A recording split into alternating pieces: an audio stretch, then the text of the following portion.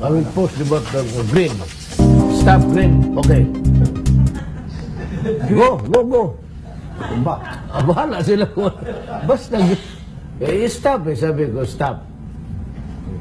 Kung ayaw mo pa, i-green ko. Go. Depende kung saan order yan pupunta yun, go. Yung ginagawa nyo dito sa Davao na random nag-inspection kayo ng police station, sumasakay ka ng taxi para makita kung anong lagay ng kalye. Nabanggit nyo ata sa press con recently, nagagawin nyo pa rin yun? Are you sure? May time pa rin kayo gumawa? Well, let me... I'll call you somewhere when I'm in Quiapo one of these days. Kaya lang ba yun? Di ba maniwala dyan PSG? PSG. Tatakas kayo? Ha? Basta gusto kong blakan. Motor ako. President, that does not curtail anything. It's only God who can, pag sinabi ng God, psst, step out ka dyan. Alam mo, nagpaparandam yan Diyos. Malaman mo naman din yung paparandam ang Diyos. I will not. I do not want anybody to tailing my freedom. Kaya presidente ka na, hindi ka na pwede dyan, who says? Kaya that's why I said, may bright boy dyan na hindi daw mapabili yung ano.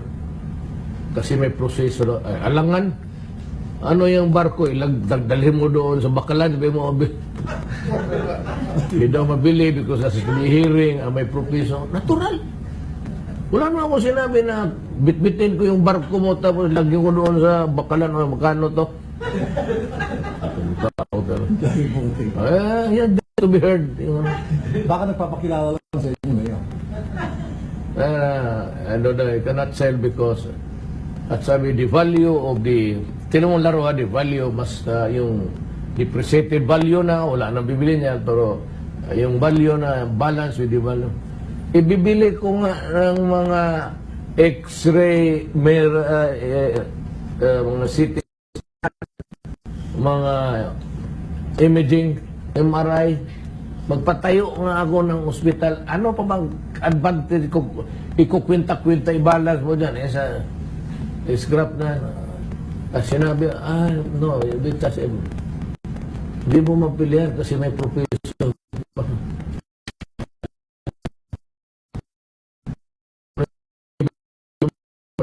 Yun na, magkano ang kuha mo dito? Hindi pa naman, kala mo kung usap ka ng taga-gobyerno. Prosecutor pa. In my radio program, I always deal with stories about corruption, PNP, and pangungutong.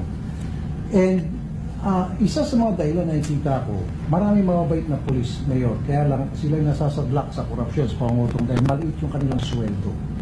That's why I said upon assumption before the year ends, you'll have double their salaries. That. Then the next teachers will be early next year. How about the AFP? Kasali. Military pati AFP. Kasali na. And how Dublado. do you do that? Basta kung sabi ko kay alam ko maghanap ko ng pera dyan. Marami ng pera ng ang nawawala dyan. Actually, kung walang graft and corruption, triple pa ang ma-raise ko yung salary nila. Okay. Medyo may pa tayo ng konti, Mayor. Let's talk about... Mahaba yung last question mo. Isa. May tingnan ko? Okay lang. Pipinin lang ko rin. Konektado pala. Konektado, Mayor. Hindi mo putol-putol.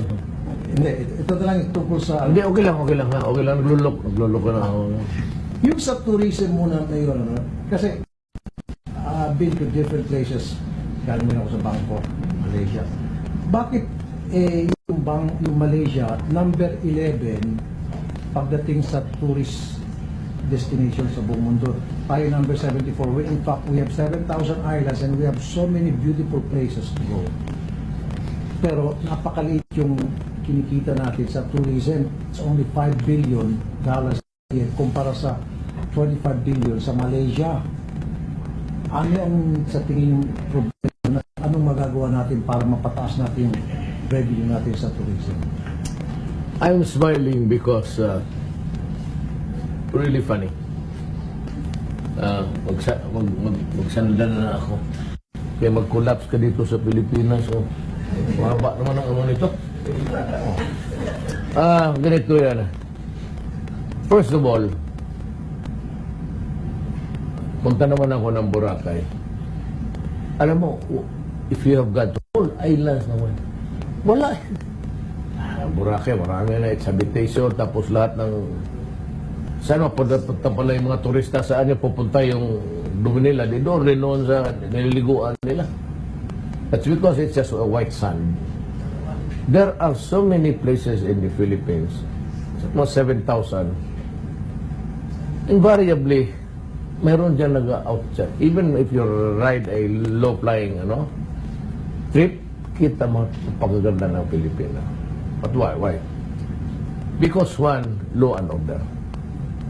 Takot sila sa Mindanao na pag sayap sila. Or yung mga law and order of other places is not simply viable for tourism. Maraming drug addict, maraming magnanakaw, maraming turista na nire-rape at ninanakaw. It's a sad story repeated always, over and over again. And if there are places there, you want Tawi-Tawi, the most beautiful island sa buhay. You go there, hindi ka makaabot. If you go there, mag-iwan ka muna ng sige 200 million dyan kasi $200 million pag na I want to go to Tawi-Tawi along the way, ito yung pambayad ng walang security ang Mindanao. Why? Because there is trouble. So talo talaga tayo. In Malaysia, they have developed, they have constructed roads to the resorts. Kung may magandang lugar dyan para mga resort, kailangan infrastructure. Now, if the tourists would go there, what would they opt to? Well, one is that if they want to go there, they can go there by the cheapest. Then the fastest. Ayaw na mag-travel. Gusto na magdatingan. Safe sila. It's cheap. It's fast to be there. It's safe. On 3 counts, wala tayo. Our roads to the, yung mga natin, talagang, we have not developed the roads. There has to be infrastructure. To resort to places where it's really good to develop as a tourist spot. Ikaw mismo, it is government must go ahead in spending. Isa yan. Then yung incentive. Yung incentive sa local that if you put up a new business, you do not pay for the real estate tax, kulang yan sa mga lugar. Wala silang, they're not tourism friendly or business friendly. That's really the reason. And in other places na safe, yung mga dito sa niya, yung puro madumi na because of human habitation. We are the only country that still adapt itong sing. In other countries, yung ano nila, yung dumi nila, sa banyo, lahat na, goes into a facility where the water is. So, all of these things will sink into the soil. At what strata, I really do not know. I'm not detecting. At yung iba naman, yung iba nag-sink, yung iba sa kanal. Yung kanal natin papuntang. So it has to be mag-level, maghanap ng dito yung mga kanal. So which is the lowest? Ito yung coastal. Doon yan sa dagat. When it's supposed to be yung ganon, tapos dadaan ng, I forgot the technical name for that again. Where the water is made clean and even drinkable. Sa Canada punta ako, galing sa, yung ba yun? After Anong tawag kaya yung... Ano? What?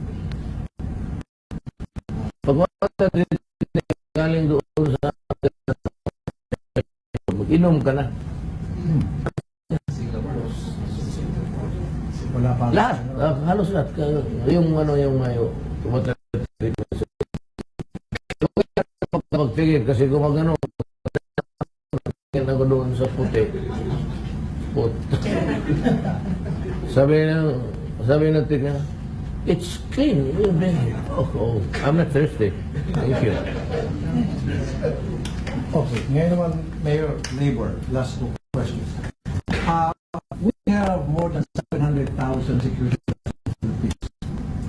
More than half of them are not receiving the Correct. right salary. 24 hours minimum wage. Minimum wage, walang benefits, ninanakawan pa. Ang problema, kaya hindi ka nakapagpasa ng batas na para makontra ito, matulungan sila.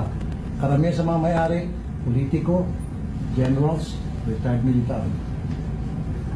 Paano po yung matulungan itong mga security guards natin? May influensya po yung mga may-ari. Contractualization must do. Sabi nila, kailangan pa ng batas. Huwag ka na maghintay ng batas. Hanapan kita ng mali. Marami talagang mali sa buhay mo. Huwag mo nang hintayin. Tapos itong security guards rendering duty for 24 hours minimum must do. Hindi ba kailangan mo? Kung may affidavit, I order you can cancel. Ano pakialam ko, general problem ko lang dyan eh. Oh, general. Mga politiko, Ano pakialam sa kanila? Politiko ko dyan. Bakit ka ng husto? Magpunta yan sa akin, magpunta sa akin, mag-iyak gano'n na. Hindi na ako kaya, ganito minsan, it's a very sad story, it's very true. So I would not make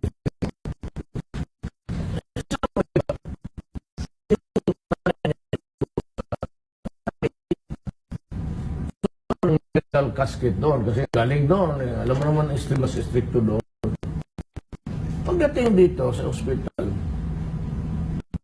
ayaw nilang tanggapin kasi magkuha ka ng kwarto sa mga punarya, magbili ka ng coffin. Hindi yan pwede na magdala ka ng sarili mong coffin. Kumuha ka ng everlasting, ganon. Yung kwarto tawag, everlasting, silent meadows, Valley of Roses, ganon yung mga kwarto-kwarto nila. Pero pag dyan ang kita mo, kasali ang coffin. So sabi nila, magbili lang coffin kami magbili kami, standard lang, at i-donate na lang namin kung may mamatay na walang coffin. Ayaw kasi gusto bilihin yun yung moment. Yung patay na sa labas, hindi naman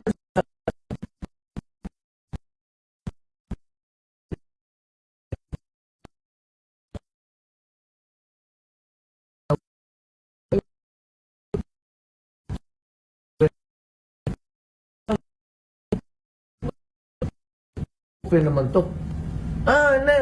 Ito. Tawagan mo manager mo. Sige, kausapin ko. Wala sir, yung manager namin. Ganon. Sabi ko, sige. Balik ka doon sa opisina mo. Tawagan ko, sige. Tawagan ko ng city veterinarian. May aso eh. Veterinarian, city health officer. Tinawag ko yun. Hindi ba sila? Asawa mo. Tawag ko yung engineer. Tapos, doon na sila. So, tignan ninyo itong puniranya. Hanapan ninyo ng mali. Pag wala kayo nahanap ng mali, bigyan ko 30 minutes. At tignan, kausapin ko lang yung pamilya kasi umiyak. Bigyan ko 30 minutes. Pag hanap kayo ng mali, par out ko kayo. Doon kayo subukin ma-assign. Yung imang kasa, umalis kayo dyan. Secure. Meron ka agad ang engineer. Tingnan siya. May natutuklap na yung Tapos madumi yung, karami yung spaceship na sila, yung electrician pati nandoon. Maya-maya itong City Health, tanong sa ano tawag niyan, gagong yan, yung mag-inspeksyon ng ano sa restaurant, sanitary inspector, pati engineer, sabi niya, oh sir, may bahay yan, bawal lang may bahay resident sa loob ng compound. Tama ba? Sir, may manok, bawal taga livestock. Sabi ko doon sa'yo.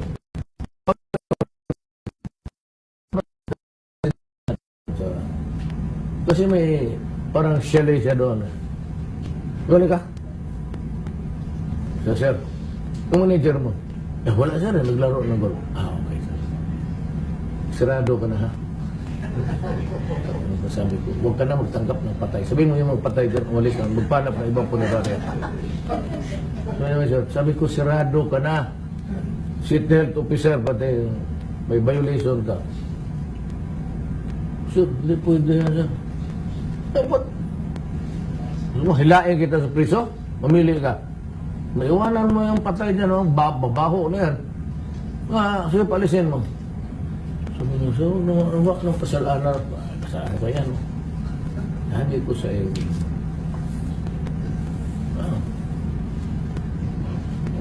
Sige. Kinabukasan, ayaw ko nang sasabihin.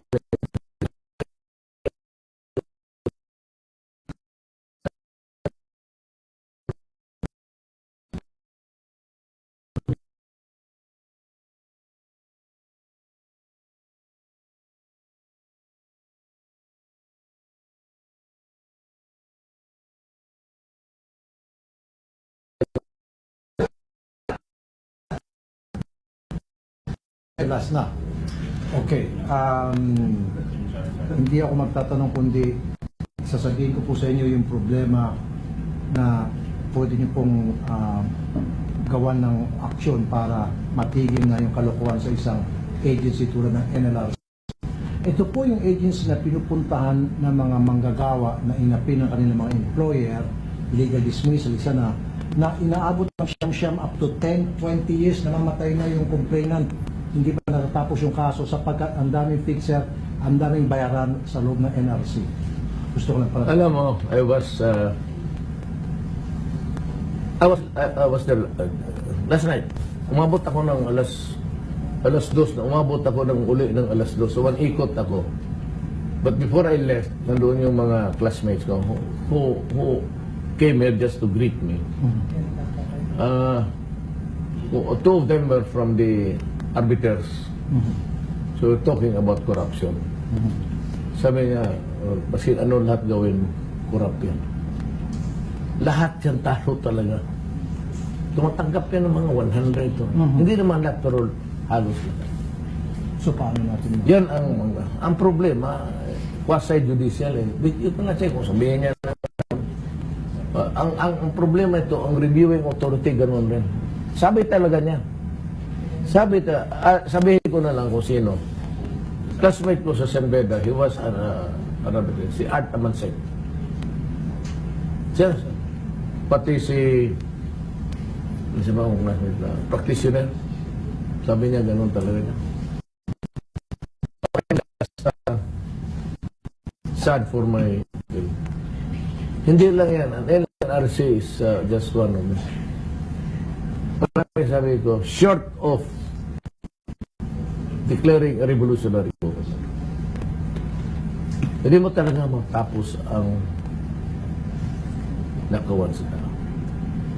Ako, I do not pretend. But me as head of government, kasi under ko ang gobyerno, I can do something. For now, sabihin lang sa mga arbiters, I'm a lawyer, and I used to argue before, practicing lawyer ako, and I would know. Basahin ko lang yung ano ninyo. Pipik lang ako, and I will. But maybe maghinto yan, limos kung talagang ipitin ko ng ganon. Tingnan ko kasi, ilang laborers na talo iyong opisina. Magbilang lang ako tapos reviewin ko. I mean, wala somebody to do it for me. Masabi ko sa'yo, anong tingin mo? Magbagtak kung ilang kumpanya nanalo at ilang talo. Namin kami mga classmates, puro na nag-retire. Art Amansek is a arbiter sa Manila. Nagrabe talaga doon. So, hintay tayo. Wala, sino bang may appointing power sa yung pinaka-hepe ng Minerals Commission? President. Hindi kayong Oo. Hindi talaga sila sa President. Down to the barangay, yan ang opisina ko. Okay. As head of government, lalo na sa executive, the cabinet members, the police to the governors, mayors, barangay captain, akin yan. Ayan, sabi ko. I will announce the policy. 1 month, 3 days, 3 signatures, lalabas lang. Even departments. Cabinet members, NEDA, 2 years, 3 years. I will give you 1 month, 3 signatures. Bahala ka na kung how to reconfigure the signing authority there. Sa loob.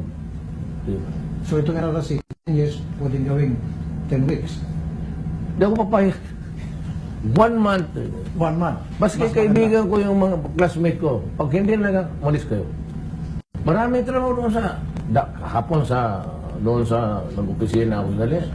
Sabi ka lang 10,000. Marami mag-take over. Pulis, bakit ako magtiis sa inyo? Ba't ako magtiis? Maraming graduate dyan sa criminology na sige lang kamot ng ulo kung ano-ano kinukulikot sa katawan. Hihintay ng trabaho. Di umalis kayo para palitan ko ng bago. At least may respect ang Pilipino for about. Pero yung dublado na nga ang sweldo eh. Manghiwas, sipain kita niya sa publiko. Mamiyasa na. But I will also protect them.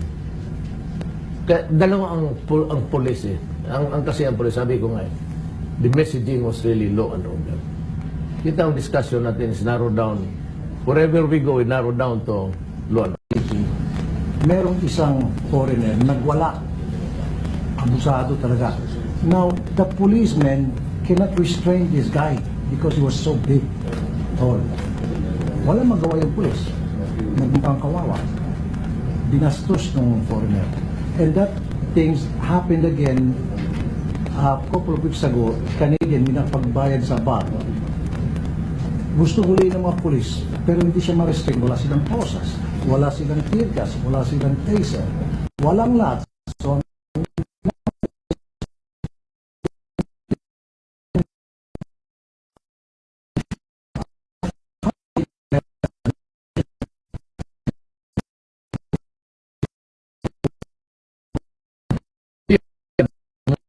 restraining a criminal, but not all criminals deserve to be killed.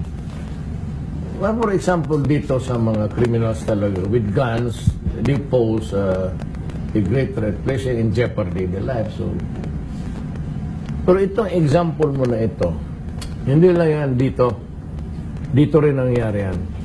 If we have the tasers to make him immobilized, okay yan. So, we will buy those tasers in the coming days for criminals or persons arrested who do not really deserve to be killed. Eh, kung nagwawala dyan lasing. But remember this. Ang process ng arrest is you announce your authority.